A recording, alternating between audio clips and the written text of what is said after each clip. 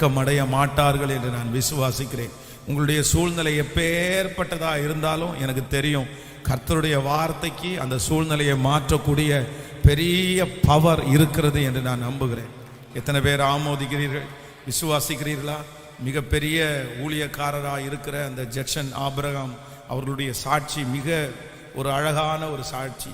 அவர்கள் கோயம்புத்தூர் பட்டணத்திற்கு வரும்போது ஒரு நாள் ஒரு கன்வென்ஷன் கூட்டத்திலே, அப்போ அந்த கன்வென்ஷன் கூட்டம் நடந்து கொண்டிருக்கும் போது அடுத்த நாள் ஒரு பிரதர் வந்து சொன்னார், பாஸ்டர் ரொம்ப வித்தியாசமாக இருக்குது, அவங்களுக்கு கொண்டு வந்திருக்கிற எக்யூப்மெண்ட்ஸ் எல்லாம் ரொம்ப ரொம்ப பயங்கரமாக வித்தியாசமாக இருக்குது, நீங்கள் வந்து கண்டிப்பாக பார்த்தே ஆகணும் அப்படின்னு சொன்னாங்க.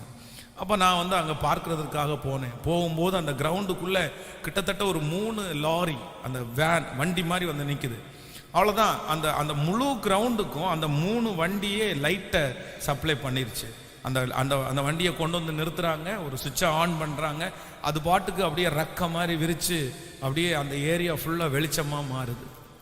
அந்த மாதிரி பெரிய அது ஒரு ட்ரக்கினுடைய விலையே பல லட்சம் ரூபாய் மதிப்புள்ளது. அப்போ ஒரு நாள் அவர்கள் வந்து அந்த அவருடைய அந்த வாழ்க்கையினுடைய சாட்சி மிக பயங்கரமானது. பல கோடி ரூபாய் அவர்கள் மிகவும் நஷ்டத்திலே கடன்காரராய் மாற்றப்பட்டு இனி வாழவே முடியாது, தற்கொலை பண்ணலாம் அப்படின்னு சொல்லி இருக்கும்போது ஆண்டவர் அவரை தொட்டு, இல்லை நான் உன்னை வாழ வைப்பேன் அப்படின்னு சொல்லியிருக்கிறாரு.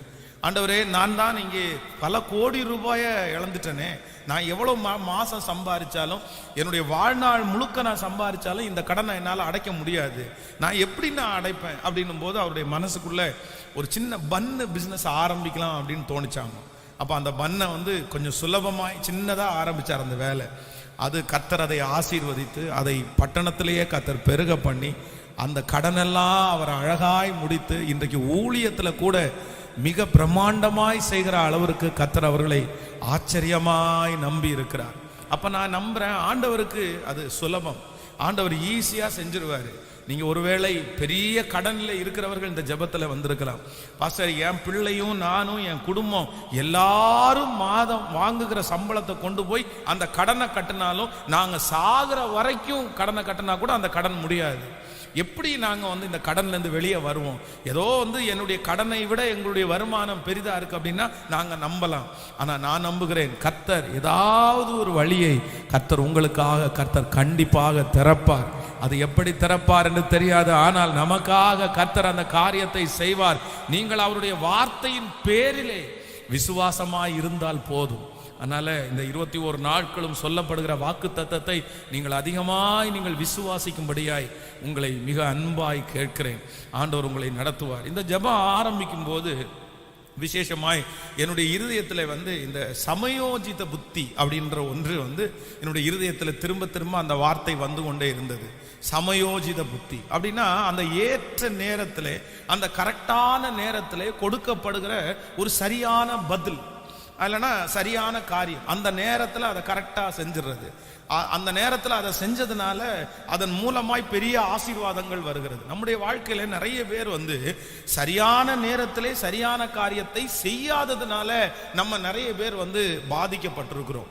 பொதுவாக ஒரு ஒரு ஒரு ஒரு வீட்டில் ஒரு சமையல் நடக்குது அப்படின்னு சொன்னால் அந்த சமையலில் வந்து இப்போ ஒரு பிரியாணின்னு அப்படின்னு வச்சுங்களேன், அந்த பிரியாணி அப்படின்னா அதற்கு சேர்க்கிறதுக்கு நிறைய இருக்குது. அதில் சிக்கன், அப்புறம் வந்து அதில் ரைஸு, அதுக்கப்புறம் அதில் தக்காளி, அதுக்கப்புறம் பட்டைக்கிராம்பு, அதுக்கப்புறம் வந்து பூண்டு, அதுக்கப்புறம் வெங்காயம், இந்த மாதிரி அப்புறம் மசாலா, இது எல்லாம் சேர்ந்து தான் என்ன ஆகுது அப்படின்னா ஒரு பிரியாணியாக மாறுது பாருங்க.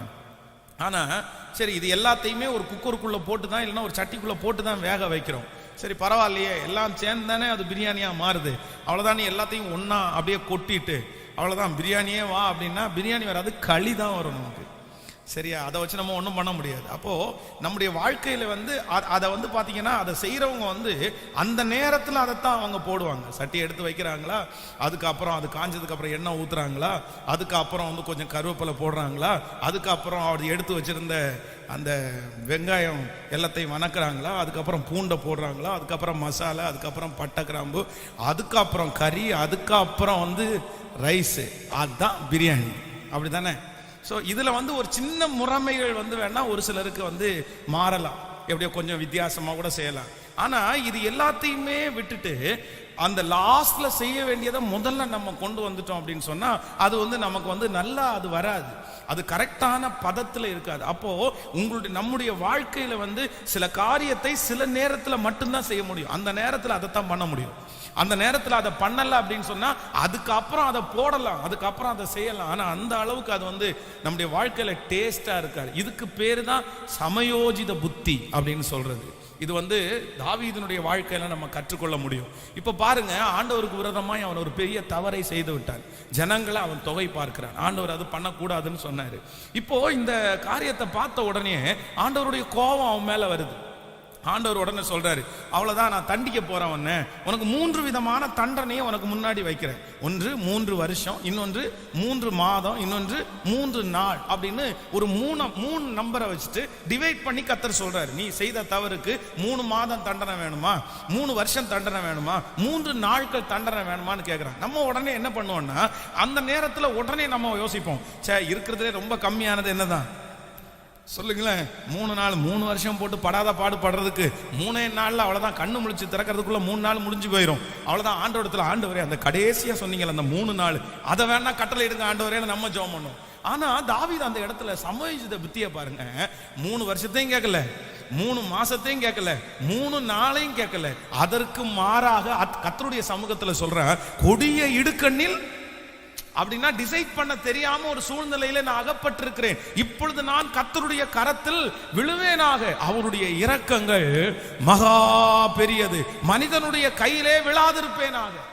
பாத்தீங்கன்னா அவன் எதையுமே முடிவெடுக்காம கர்த்தர் சமூகத்துல சொன்ன உடனே 3 நாளும் இல்ல, 3 மாசமும் இல்ல, 3 வருஷமும் இல்ல, சில மணி நேரங்கள் வந்து அந்த தண்டனை அப்படியே ஆரம்பிக்குது. அங்க பலி செலுத்த ஆரம்பிச்சோன்னா சரிடா போதும்டா, என் பையன் வந்து விழுந்துட்டான் போதும். அப்போ ஆண்டவரையே இவர் என்ன பண்ணிடுறாரு, கன்ஃபியூஸ் பண்ணி விட்டார் பாருங்க. ஒரு நிமிஷத்துல ஆண்டவரை குழப்பி விட்டாரு. என்னடா 3 மாசம் 3 வருஷம் 3 நாள் நினைச்சிட்டு இருந்தா 1 மணி நேரத்துல கதையை முடிச்சிட்ட நீ. அப்ப அந்த சமயோஜித புத்தி பாருங்களேன் ஆண்டவருடைய சமூகத்துல எவ்வளவு அது பலனா இருந்துச்சு. அப்போ இன்னொன்று, நீங்கள் யோசேப்பை குறித்து வேதத்துல வாசிக்கும் போது யோசேப்புக்கு இந்த புத்தி நிறைய இருக்கு பாருங்களேன். அவனை வந்து காவல் கடங்குல இருந்து இப்ப கூட்டிட்டு போறாங்க, கூட்டிட்டு போய் ராஜாவுக்கு முன்பாக நிற்க வைக்கிறாங்க. ராஜாவுக்கு முன்பாக நிற்க வைக்கும் போது அவர் கேட்கிறாரு, நீ சொப்பனத்துக்கு விளக்கம் சொல்லுவியா? அவனுக்கு முன்பாக நிறைய வந்து பாத்தீங்கன்னா அந்த தேசத்துல இருக்கிற பெரிய குருமார்கள் எல்லாம் நின்றுட்டு இருக்காங்க. அவங்க எல்லாம் ரொம்ப அழகா வந்து அந்த சொப்பனத்துங்களுக்கு விளக்கம் கொடுப்பாங்க. அந்த சொப்பனத்துக்கு அவங்களால விளக்கம் கொடுக்க முடியல. ஆனா அதே இடத்துல அந்த யோசேப்பு என்ன பண்றான்னா, நான் அல்ல, தேவனே ராஜாவுக்கு மங்களகரமான உத்தரவு. ஆமே, அதுல 2 விஷயத்தை சொல்றாரு. ஒன்னு தேவனே ஆண்டவரையும் மகிமைப்படுத்தியாச்சு, அதே நேரத்தில் ராஜாவையும் மங்களகரமான உத்தரவு. நம்மளா இருந்தா என்ன பண்ணுவோம் தெரியுமா, என்ன நடக்குதுன்னு தெரியல, நீங்க எல்லாம் பண்ற அட்டூழியத்துக்கு கடவுள் என்ன உங்களுக்கு நல்ல காரியமா பண்ணிட போறாரு. நம்ம நிறைய பேர் அப்படிதான் நம்ம பேசுவோம், நமக்கு அப்படிதான் பழக்கமா இருக்கும். அதான் அவனுக்கு வந்து அதே கர்த்தரை உயர்த்துற வார்த்தையும் வருகிறது, அதே நேரத்தில் வந்து ஒரு கிருபையான வார்த்தையும் வெளிப்படுது. இதுக்கு பேரு தான் சமயோஜித புத்தி அப்படின்னு சொல்றது. அப்ப இந்த சமயோஜித புத்தியை வந்து இதற்கு முன்பாக ஒருவேளை நீங்கள் பெற்றுக்கொள்ளாமல் இருக்கலாம், ஆனா இன்றைக்கு நீங்கள் பெற்றுக்கொள்வதற்காக ஜெபிக்கணும். இது வந்து நமக்கு தானா வராது, அதை நம்ம கொண்டு வரவும் முடியாது. ஆனா நான் என்ன நம்புறேன் அப்படின்னா, தேவனுடைய கிருபை நம்மோடு இருக்குமானால் அது தானாய் கர்த்தரே நமக்கு தர வல்லவராக இருக்கிறார். ஹல்லேலூயா. நீங்கள் சாலோமோனை பார்த்து வேதம் ரொம்ப அழகா சொல்லுது. சாலோமோன் வந்து தன்னுடைய தகப்பனார் அவனை பார்த்து சொல்றார், என் மகனே நீயோ இளைஞன், ஆனா உனக்கு கொடுக்கப்பட்டிருக்கிற பொறுப்பு என்னது, ரொம்ப பெரிய பொறுப்பு, நீ எப்படி செய்ய போறன்னு எனக்கு தெரியல அப்படின்னு சொல்றாரு. அப்ப சொல்லும்போது சொல்ற, நீ கர்த்தரோடு இருந்தால் அவர் உன்னோடு கூட இருப்பார் அப்படின்னு. அப்ப இவன் ஜெபம் பண்றதுக்காக போறான். ஜெபம் பண்றதுக்காக போகும்போது அந்த இடத்துல என்ன கேட்கறான் அப்படின்னு சொன்னா, ஆண்டவரே என்ன நடத்துங்கப்பா ஜெபம். கர்த்தர் கேட்கிறார், உனக்கு என்னப்பா வேணும், என்ன தேவை அப்படின்னு. உடனே அவன் சொல்றான், எனக்கு எதுவுமே வேணாம், இந்த ஜனங்கள் எல்லாம் நடத்துறதற்கு எனக்கு ஞானம் உள்ள. அப்ப ஆண்டவருக்கு அது பிடிக்குது பாருங்க. நீ ஐஸ்வர்யத்தை கேட்கலப்பா, நீ எதிரியினுடைய பிராணனை கேட்கலப்பா, ஆனா நீ ஜனங்களை நடத்துறதுக்கு ஞானத்தை கேட்டதுனால நீ கேளாத ஐஸ்வர்யத்தையும் நான் உனக்கு. சோ இந்த சமயோஜித ஜெபத்தை பாருங்களேன், அந்த டைம்ல ஆண்டவரத்துல கேட்ட உடனே கர்த்தர் தர்றாரு. அப்ப எல்லாரும் ஜெபிப்போம். நாம நம்முடைய பிள்ளை இனி ஒரு விசை நம்ம நிறைய காரியங்களை நம்ம பேசிட்டு நம்ம வருத்தப்படவே கூடாது. உங்களை பார்த்து ஒன்று கேட்குறேன், இந்த ஜெபத்தில் இருக்கிற யார் ஒரு வார்த்தையை பேசிட்டு ஒரு காரியத்தை இல்லைன்னா ஒரு மறைவாய் வைக்க வேண்டிய ஒன்றை இல்லை யாருக்குமே சொல்லக்கூடாத ஒன்றை நீங்கள் சொல்லிட்டு ஐயோ நான் வாயை கொஞ்சம் மூடி அமைதியாக இருந்திருக்கலாம் அப்படின்னு நினச்சவங்க கை தூங்க பார்க்கலாம். ஒன்றும் தப்பு இல்லை, கை தூங்க நல்ல இருக்கிற அத்தனை பேரும் என்னடா சொன்னதுக்கு அப்புறம் ரொம்ப யோசிப்போம், சொல்லாம விட்டுருக்கலாமே, இதை போய் சொல்லிட்டோமே இவன்ட்ட, இவன் இப்போ இது வச்சு தான் சண்டைக்கு வருவான், இதை வச்சுலாம் இவன் பிடிச்சிக்குவான், இதை வச்சுலாம் இப்போ குறைச்சிக்குவான், நம்ம தெரியாம வாயை விட்டோம் பாருங்க. ஆண்டவரே மன்னிச்சிருங்க. அப்படி நான் என்ன சொல்றேன்னா, நான் நிறைய டைம் அந்த மாதிரி மாட்டி இருக்கிறேன். அப்ப என்ன ஜெபம் தெரியுமா, தெரியாம சொல்லிட்டேன், நீங்க தான் அந்த வார்த்தையை அவ்வளவுதான் அவன் மனசுல இருந்து மறக்க பண்ணிடணும் ஆண்டவரே அப்படின்னு ஒரு ஜெபத்தை போட்டுறது. அதான் இந்த ஜெபத்தைன்னா நம்ம எல்லாத்துக்கும் இந்த பசங்க சாப்பிட முன்னாடி வைக்கணும் தெரியுங்களா. பொங்கல் இட்லி இருந்துச்சுன்னா ஜெபத்துக்கு நிறைய பேர் வெயிட் பண்ணுவாங்க.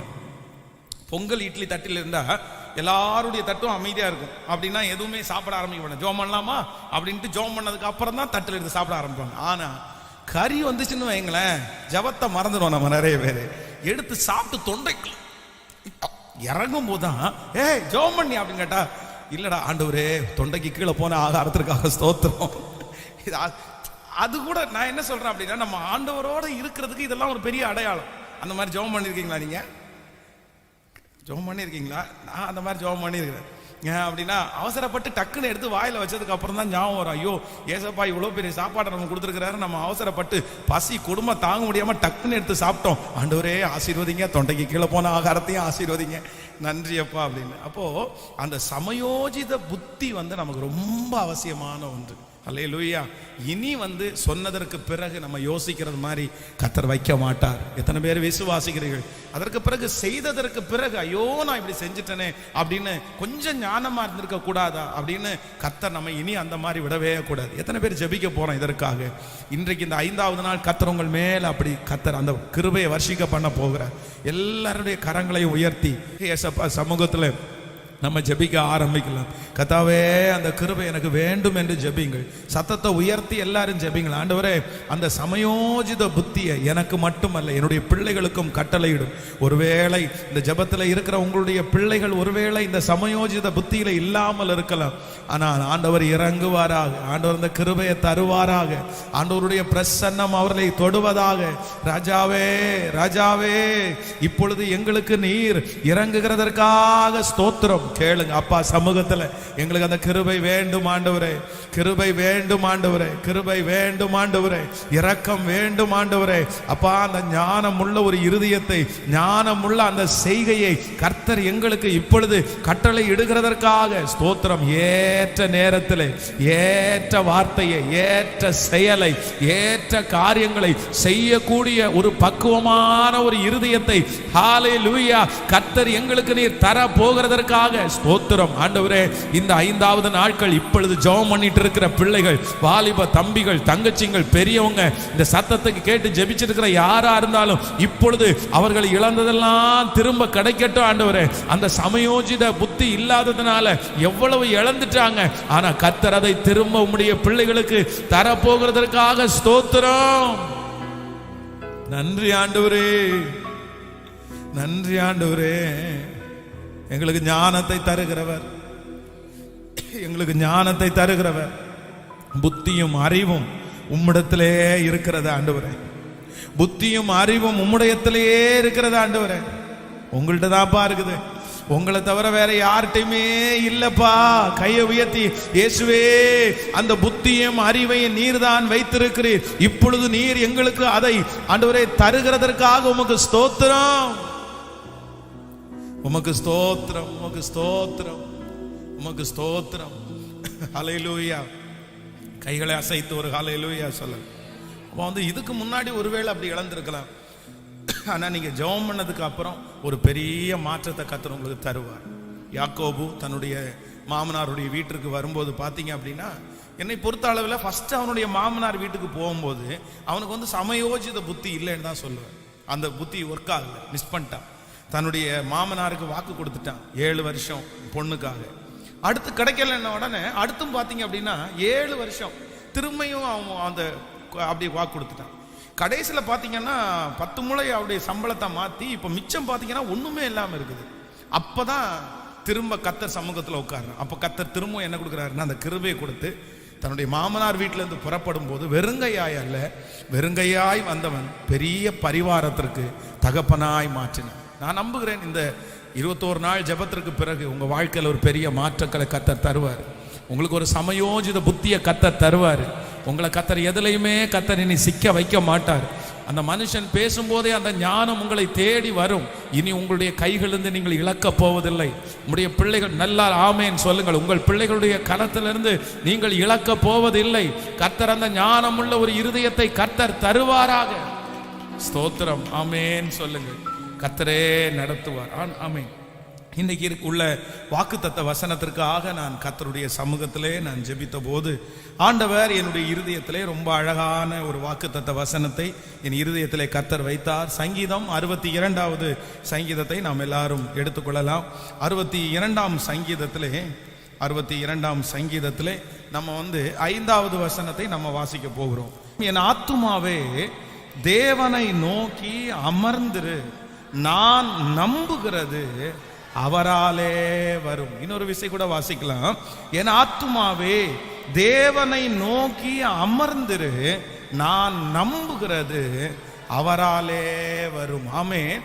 கர்த்தருடைய பிள்ளைகளே, இந்த சங்கீத வசனத்தினுடைய அந்த கடைசி பகுதியை தான் ஆண்டவர் இன்றைக்கு நமக்கு வாக்குத்தத்தமாய் கொடுக்கிறார். நான் நம்புகிறது அவராலே வரும். ஆமென் சொல்லுங்க. இந்த 21 நாள் இரக்கம் செய்யும் வரை கூட்டத்திலே நீங்கள் நம்புகிற காரியத்தை கர்த்தர் வாக்கு கொடுக்கிறார். நீங்கள் நம்புகிற காரியம் கர்த்தராலே வரும். ஆமென் சொல்லுங்கள். நீங்கள் நம்புகிற காரியம் மிகப்பெரிய காரியமா இருக்கலாம். நீங்கள் நம்புகிற காரியம் யாராலும் செய்ய முடியாத காரியமா இருக்கலாம். நீங்கள் நம்புகிறதை பார்த்து நிறைய பேர் உங்களை பார்த்து சொல்லலாம், இந்த காரியம்லாம் கர்த்தர் செய்வாரா? நீ இதெல்லாம் நம்பிக்கொண்டு இருக்கிறியே, உன்னுடைய நம்பிக்கை கெட்டு போயிடும், உன்னுடைய நம்பிக்கை செயல்படாது, இதெல்லாம் யாரும் நம்ப மாட்டாங்கன்னு ஒருவேளை உங்களுடைய இருதயத்தை கஷ்டப்படுத்தினாலும் கர்த்தர் இன்றைக்கு இந்த 5வது நாள் வாக்கு கொடுக்கிறார். நீங்கள் நம்புகிறது அவராலே, கர்த்தராலே வரும். நீங்கள் நம்புகிற காரியத்தை ஒருவேளை மனிதர்கள் செய்ய முடியாமல் இருக்கலாம். யாரால் இந்த அற்புதம் நடக்க போகிறது, யாரால் இது வரப்போகிறது, எனக்கு யாருமே இல்லையே என்று நினைக்கலாம். ஆனா ஆண்டவர் வாக்கு கொடுக்கிறார், மகளே மகனே, நீ நம்புகிற காரியம் கர்த்தரால் சேரும். ஆமென். உன் பிள்ளையை குறித்து நீ நம்புகிற காரியத்தை கர்த்தர் செய்து முடிக்க போகிறார். உன் குடும்பத்தை குறித்து நீ நம்புகிற காரியம் நிச்சயமாய் கர்த்தர் சொல்லுகிறார், அது வரும் என்று சொல்லுகிறார். அவராலே, தேவனாலே, நீங்களும் நானும் ஆராதிக்கிற கர்த்தராலே வரும். ஆமென். இந்த ஜெபத்திலே கலந்து கொண்டிருக்கும் போதெல்லாம் உங்களுக்குள்ள அந்த அவிசுவாசம் மேலோங்கி கொண்டிருக்கலாம். யாரால வரப்போகுது, யாரால வரப்போகுது, யாரை கொண்டு கர்த்தர் செய்ய போறார்? என்னுடைய ஆண்டவரை பொறுத்த வரைக்கும் ஒரு காரியத்தை கர்த்தர் உங்களுக்கு செய்ய வேண்டுமானால் நான் நம்புகிறேன், சில நேரத்தில் ஆண்டவர் யாரை கொண்டாகிலும் அந்த அற்புதத்தை நமக்கு செய்ய வல்லவராக இருக்கிறார். ஆமென் சொல்லுங்க. நீங்கள் வேதத்தில் சில காரியங்களை நம்ம வாசிக்கும் போது ஆண்டவர் சில நேரங்களில் நமக்கு எப்படி அற்புதத்தை செய்ய போறாருன்னா, எதிர்பாராத இடத்திலிருந்து நமக்கு உதவியை அனுப்புறவர் தான் கர்த்தர். எத்தனை பேர் ஆமோதிக்கிறீர்கள்? உங்களுக்கு வரப்போகிற ஆசீர்வாதம் உறுதியானது. நீங்கள் மனதிலே நம்பிக்கொண்டிருக்கிற காரியம் கண்டிப்பாக வரும். ஒருவேளை நீங்கள் எப்படி வரும் என்று உங்கள் மனதிலே நினைப்பீர்களேயானால் ஆண்டவர் வாக்கு கொடுக்கிறார். சில நேரத்தில் ஆண்டவர் உங்களுக்கு அனுப்புறது எப்படின்னா, நீங்கள் எதிர்பார்க்காத இடத்திலிருந்து கர்த்தர் அனுப்புகிறதற்கு வல்லவராய் இருக்கிறார். நீங்கள் வேதத்திலே எலியா தீர்க்கதரிசியை வேதத்தில் வாசிப்பீர்களேயானால் ஆண்டவருடைய வார்த்தையின்படி அந்த நாட்டினுடைய ராஜாவுக்கு ஒரு தீர்க்க தரிசனம் சொல்லுகிறார். அது சாதாரணமான நல்ல தீர்க்க தரிசனம் அல்ல, அந்த தேசத்திற்கு விரோதமான ஒரு தீர்க்க தரிசனம். அது ரொம்ப ஸ்ட்ராங்கா அந்த தேவனுடைய மனுஷன் அங்க அந்த தீர்க்க தரிசனத்துல சொல்றான். அந்த தீர்க்க தரிசனத்தை சொன்னதற்கு பிறகு அந்த பட்டணத்துக்குள்ள அவன் உட்கார முடியாதுன்னு அவனுக்கு தெரியும். எங்கிருந்தாலும் அந்த ராஜா அவனை சந்தித்து அவனை கொலை செய்ய கூட வாய்ப்பு இருக்குது. இந்த தீர்க்க தரிசனத்தை சொல்லிட்டு அவன் ஒளிஞ்சுதான் வாழணும். அப்படிப்பட்ட அப்படிப்பட்ட ஒரு சூழ்நிலை. இப்ப அவனுடைய மனசு, நான் இந்த தீர்க்க தரிசனத்துல சொல்லிட்டு நான் எங்க போவேன், யார் எனக்கு சாப்பாடு கொடுப்பா, யார் எனக்கு தண்ணி கொடுப்பா, எங்க இருந்து ஆண்டவர் உதவியை அனுப்ப போறாரு அப்படின்னு எதிர்பார்த்து கொண்டிருக்கும் போது நான் நம்புகிறேன், இந்த தீர்க்கதரிசி எதிர்பாராத ஒரு இடம், அவனுடைய கற்பனைக்குள்ள வராத ஒன்று, கர்த்தர் தீர்க்கதரிசியை காகங்களை கொண்டு கர்த்தர் போஷித்தாராமாம். ஆமென் சொல்லுங்கள். அவன் நினைக்கல இப்படி ஒரு காகம் தனக்கு கொண்டு வந்து கொடுக்கும் என்று அவன் கனவுல கூட நினைக்கல. நான் நம்புகிறேன், இந்த பலிபீடத்திலிருந்து கர்த்தருடைய வார்த்தையை சொல்லுகிறேன். ஒருவேளை நீங்களும் அப்படியேப்பட்ட சூழ்நிலையிலே இருக்கலாம். பாஸ்டர் எங்கிருந்து வரப்போகிறது? எலியாவை போல ஏற்கனவே இருந்த இடத்துல ஒரு பெரிய சூழ்நிலைக்குள்ள ஆக்கப்பட்டு எல்லா உதவிகளும் உங்களை விட்டு போய் உங்களுக்கு நிறைய எதிர்ப்புகள் மட்டும்தான் உங்களுக்கு விரோதமா இருக்கலாம். அவ்வளவுதான், எப்படி வரும்னே எனக்கு தெரியல என்ற அந்த இருதயத்தோடு இருக்கிற ஒவ்வொரு பிள்ளைகளை பார்த்து கர்த்தர் சொல்லுகிறார், இல்லை, நீ காற்றை காண மாட்டாய், நீ மழையையும் பார்க்க மாட்டாய், ஆனாலும் பள்ளத்தாக்கை தண்ணீரால் நிரப்ப பண்ணுகிற கர்த்தர் வாக்கு கொடுக்கிறார். நீ எதிர்பாராத இடத்திலிருந்து உனக்கு ஒரு உதவியை அனுப்புவேன். சத்தமாய் நம்பி ஆமேன் என்று சொல்லுங்கள். நீ ஹalleluya, உன் கற்பனைக்கு எட்டாத, உன் சிந்தைக்கு எட்டாத, ஹalleluya, உங்களுடைய பேச்சுக்கு அடங்காத, நான் நம்புகிறேன் விசுவாசிக்கிறவர்களுக்கு இது கண்டிப்பாக நடக்கும். இது நடக்கும். ஏனென்றால் இந்த வார்த்தையை ருசித்து நான் சொல்லுகிறேன், இந்த வார்த்தையை நான் நம்பி நான் சொல்லுகிறேன். என் தேவனை போல பெரியவர் ஒருவரும் இல்லை. கைகளை அசைத்து ஒரு ஹல்லேலூயா சொல்லலாம். நம்முடைய ஆண்டவர் நமக்கு வரும் அப்படின்னு கர்த்தர் சொல்றாரு. என்ன சொல்றாரு? வரும். சொல்லுங்க, பக்கத்துல ஒரு 3 பேருடைய கரத்தை பிடிச்சு சொல்லுங்க, நீ நம்புகிறது கர்த்தராலே வரும். சொல்லுங்க, எல்லாரும் சொல்லுங்க, வரும். அது வராதுன்னு 1000 பேர் சொல்லலாம், ஆனா கர்த்தர் வாக்கு கொடுக்கிறார், நீ நம்புகிற உயர்வு வரும், நீ நம்புகிற சம்பள உயர்வு வரும், நீங்கள் நம்புகிற அந்த வீடு உங்களுக்கு வரும், நீங்கள் நம்புகிற அந்த ஆவிக்குரிய வாழ்க்கை உங்களுக்கு வரும். சொல்லுங்க, ஆமேன் சொல்லுங்கள். நீங்கள் நம்புகிற அந்த சுகம் உங்களுக்கு வரும். நீங்கள் நம்புகிறது போல உங்கள் பிள்ளைகளுடைய வாழ்க்கை ஆசீர்வதிக்கப்படும். நீங்கள் நம்புகிறது போல அந்த பிசினஸ் உங்களுக்கு வரும். நீங்கள் நம்புகிறது போல மற்றவருடைய கண்களுக்கு எட்டாத அந்த காரியத்தை கர்த்தர் செய்வார். நீங்கள் நம்புகிற அந்த குழந்தை பாக்கியம் உங்களுக்கு வரும். நீங்கள் நம்புகிற அந்த திருமண தடைகள் உங்களுக்கு மாறும். நீங்கள் நம்புகிற சகலம், ஹalleluya, இப்பொழுது ஜெபித்துக் கொண்டிருக்கும் போதே தேவனுடைய அக்கினி ஒவ்வொருவரையும் தொடுவதாக. ஹalleluya, ஆமென் சொல்லுகிறவர்களை தொடுவதாக. இப்பொழுது அந்த பிள்ளையை தொடுவதாக, பேர பிள்ளையை தொடுவதாக. ஹalleluya, நீங்கள் நம்புகிற அந்த எதிர்காலம் வரும். கர்த்தரே வர பண்ணுவார், கர்த்தரே வர பண்ணுவார். ஆமென் சொல்லுங்கள். அப்போ ஆண்டவர் நமக்கு அந்த வரக்கூடிய ஆசீர்வாதத்தை, அந்த நிச்சய தேவனை நம்புகிறவர்களுக்கு வரும்ல. அப்போ ஒன்று, நமக்கு சில நேரத்தில் எதிர்பாராத இடத்திலிருந்து கர்த்தர் நமக்கு அனுப்புவாராமா. எங்க இருந்து வருமாமா? விசுவாசிக்கிறீங்களா? நான் நம்புறேன் ஆண்டவருடைய பிள்ளைகளே, உண்மையிலே அப்படித்தான். இந்த ஊழியத்தை நம்ம ஆரம்பித்ததற்கு பிறகு எனக்கு ரொம்ப ஆச்சரியமா தான் இருக்குது. நம்ம இப்படிப்பட்ட ஒரு இடத்துக்குள்ள நம்ம வருவோம் அப்படின்னு நினைக்கல. அப்போ இந்த இடத்தை குறித்து கூட நம்ம அப்ரோச் பண்ணும்போது நம்முடைய திருச்சபையில் உள்ள ஜனங்களுக்கு, உங்க எல்லாருக்குமே தெரியும், அது நமக்கு ரொம்ப எட்டாத உயரம். அவ்வளவுதான். நம்முடைய ஜனங்களுக்கு, நம்முடைய கெப்பாசிட்டிக்கு அது எட்டாத உயரம். எங்கிருந்து வரப்போறது? எத்தனை குடும்பம் நம்ம கொடுக்க போறோம்? இல்லைன்னா நம்ம குடும்பங்கள் கொடுத்தா எத்தனை கொடுக்க போறோம்? நம்முடைய வருமானமே இங்க இருக்கிறதுலே 90% பிள்ளைகள் நிறைய பேர் வாடகை வீட்டில் தான் குடியிருக்கிறவர்கள். அவர்கள் மாதமானால் வாடகை, ஈபி பில், அதுக்கே நம்ம ரொம்ப கஷ்டப்படும். ஆனா இவ்வளோ பெரிய ப்ராஜெக்டா இருக்குது, இவ்வளோ பெரிய விஷயமா இருக்குது, எப்படி நம்ம இப்படி எங்க இருந்து வரும்? ஆனால் நான் உண்மையிலே நம்புகிறேன் ஆண்டவருடைய பிள்ளைகளே, கர்த்தர் நமக்கு ஒன்றை செய்யணும்னு நினைச்சிட்டார் அப்படின்னு சொன்னா கர்த்தர் செய்யறது தடைபடாது. நம்ம கர்த்தர் எங்கே இருந்தாவது, நம்முடைய கண்ணுக்கு தெரியாத இடத்துல இருந்தாவது, ஹalleluya, நம்மை எதிர்பார்க்காத இடத்திலிருந்து கர்த்தர் அந்த உதவியை நமக்கு கொண்டு இந்த காரியத்தை வெற்றியாய் நமக்கு முடிய பண்ண போகிறார். கர்த்தருடைய கரம் அது செய்து முடிக்க போகிறது. அதை நம்முடைய கண்கள் பிரமிப்பாய் பார்க்க போகிறது, பிரமிப்பாய் பார்க்க போகிறது. நான் அந்த வார்த்தையை நம்பிதான் உங்களுக்கு சொல்லுகிறேன். நீங்கள் எதிர்பாராத இடத்திலிருந்து கர்த்தர் உங்களுக்கு அந்த நன்மை வரும் என்று கர்த்தர் வாக்கு கொடுக்கிறார். இரண்டாவதாக, நீங்கள் வாசிப்பீர்களே, ஆனால் சில நேரங்களிலே நமக்கு உதவிகளை கர்த்தர் எங்கிருந்து அனுப்புகிறார்னா, நமக்கு விரோதமானவர்களிடத்திலிருந்தே கர்த்தர் அனுப்புவாராமா. ஆமேன் சொல்லுங்க. பக்கத்தில் இருக்கிற கையை பிடிச்சு சொல்லுங்க, சில நேரங்களிலே ஆண்டவர் நமக்கு உதவியை அனுப்பினாருன்னா நமக்கு எதிரானவர்களிடத்திலிருந்து தான் கர்த்தர் அனுப்புவார். நம்முடைய எதிரிகளிடத்திலிருந்து தான் ஆண்டவர் அனுப்புவாராம். ஆமென். விசுவாசிக்கிறீர்களா? நம்ம அவர்களை சில நேரத்தில் எதிரிகளாய் தான் பார்ப்போம். ஐயோ எதிரி, இவனால நமக்கு என்ன நன்மை வரப்போகுது, இவனால நமக்கு தீமை தான் வரும் அப்படின்னு நினைச்சிட்டு இருப்போம். இல்ல இல்ல, ஆண்டவர் காரியத்தை மாறுதலாய் முடிய பண்ணுகிறவர். திடீர்னு பாத்தீங்கன்னா யார் நமக்கு பகையாளியா இருந்தார்களோ, யார் நமக்கு விரோதமானவர்களா இருந்தார்களோ, அவர்கள் மூலமாகவே கர்த்தர் நம்மை ஆசீர்வதிக்க வல்லவராய் இருக்கிறார். நீங்கள் ஈசாக்குனுடைய வாழ்க்கையை வேதத்துல வாசிப்பீர்களே, ஆனா அவனை பகைத்து ஒதுக்கினார்கள்.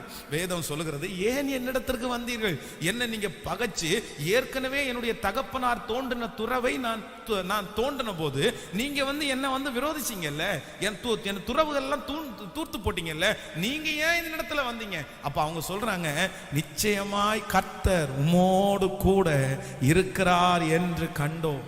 அதை மட்டும் சொல்லல, இனி எங்களால உங்களுக்கு என்ன பண்ணாது, நன்மையே தவிர தீமை ஒண்ணுமே வராது. நாங்க இனி உங்களுக்கு உதவியா இருப்போம், நாங்க இனி உங்களுக்கு ஹெல்ப்பா இருப்போம், உங்களுக்கு என்ன உதவினாலும் யாரை கூப்பிடுங்க.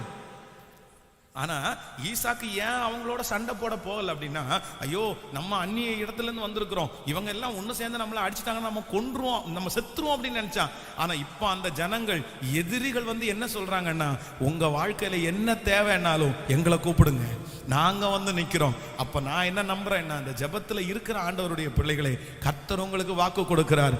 இன்றைக்கு எதிரியா இருக்கிற சிலரை கொண்டுதான் கர்த்தர் உங்களுக்கு உதவிகளை கர்த்தர் அனுப்ப போகிறார். எத்தனை பேர் ஆமோதிக்கிறீர்கள்? இன்றைக்கு உங்களுக்கு எதிராக இருக்கிற அந்த மேனேஜரை கொண்டுதான் சில நேரத்தில் கர்த்தர் உங்களுக்கு உயர்வை கர்த்தர் கட்டளையிட போகிறார்.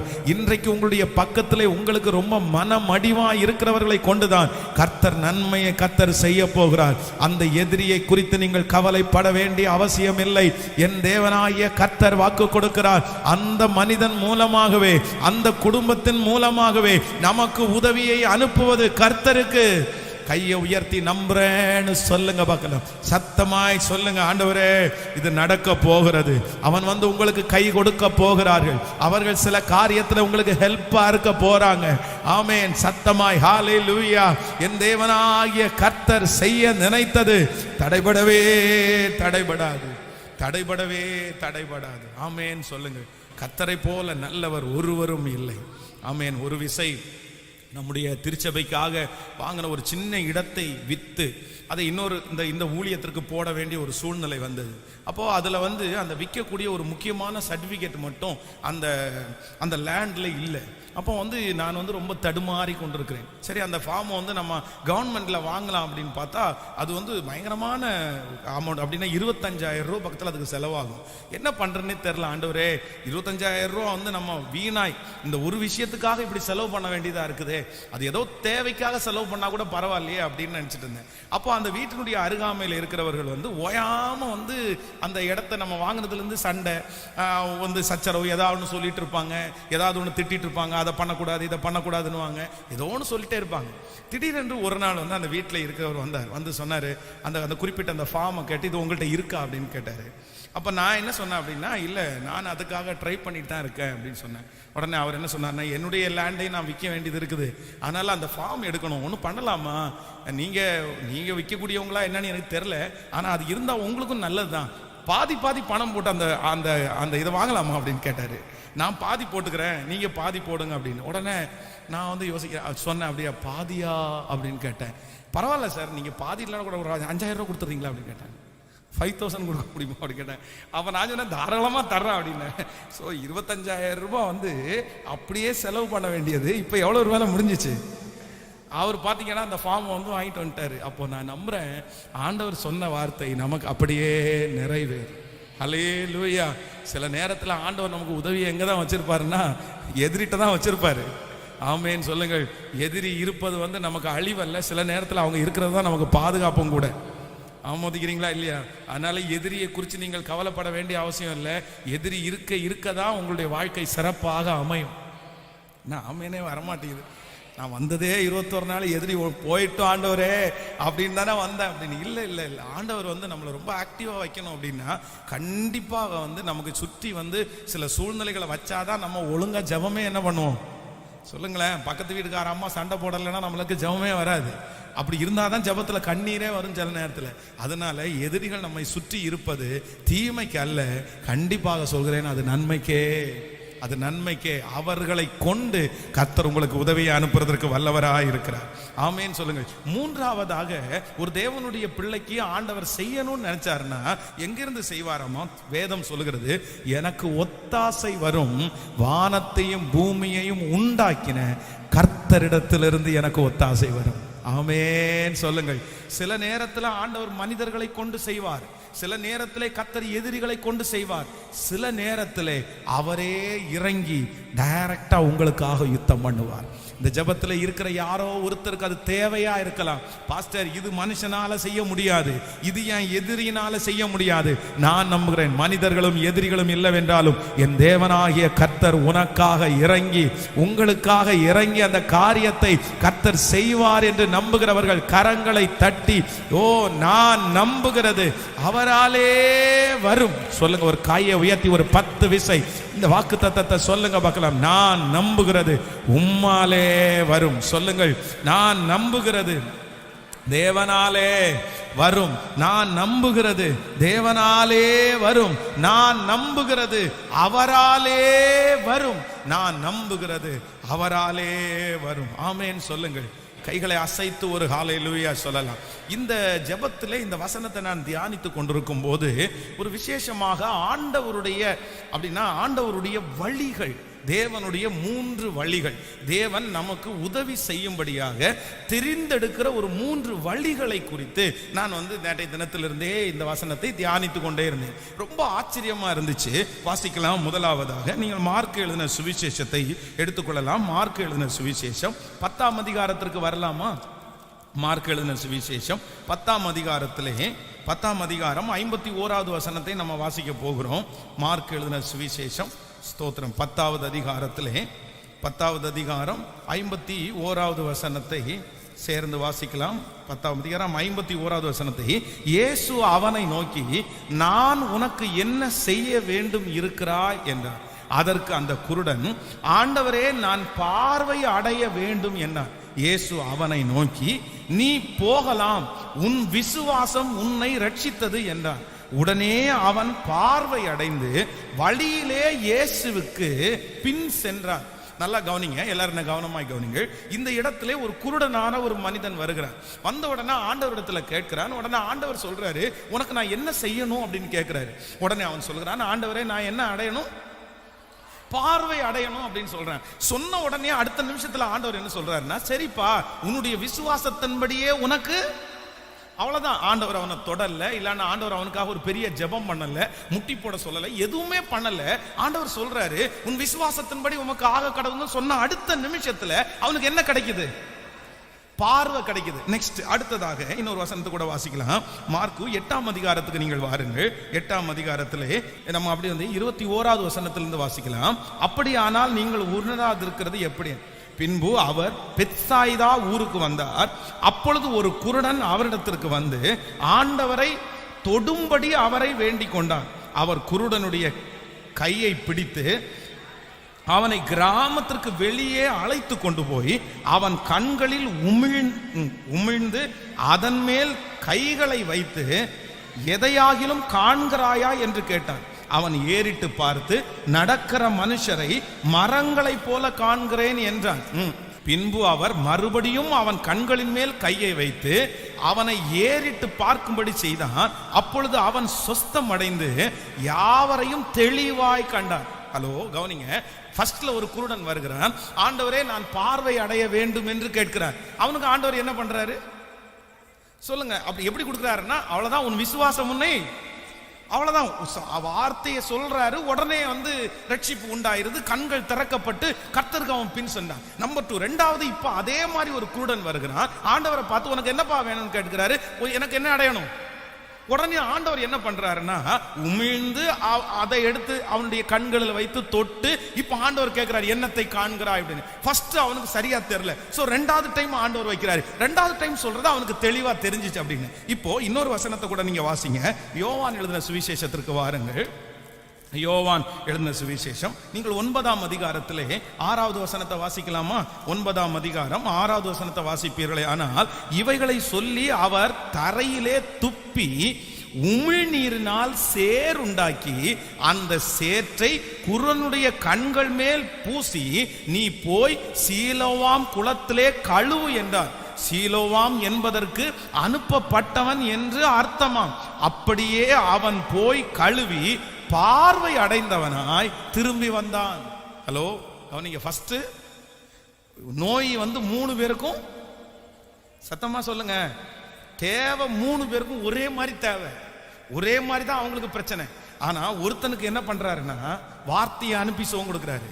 2வது ஒருத்தனுக்கு கைகளை வைத்து சுகம் கொடுக்கிறாரு.